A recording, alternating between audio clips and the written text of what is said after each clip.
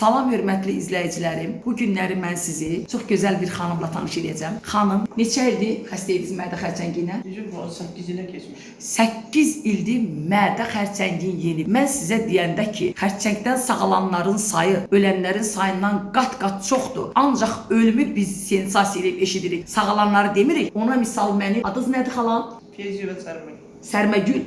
Sərməgül xalamdır. Xalam bizim cənubludur, talış qızıdır. 8 il öncə mədəsində yumurta boyda xərçəng əmələ gəlmiş.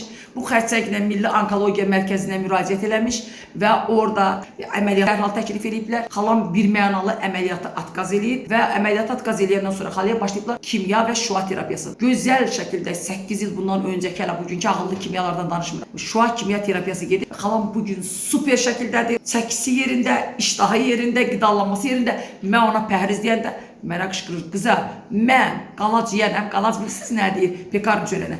Mən təndir çörəyinə kabab yiyirəm və salam. Həyatım, bax mənim dediyim, xərçəngi yaradan deyirdim, insan beynidir, sağalan da insan beyni olacaq sağaldan. Bax, o qədər həyata şən insandır ki, o 8 ildir əməliyyatsız xərçəngi yenib. Buyurun, indi xalamı dinləyək.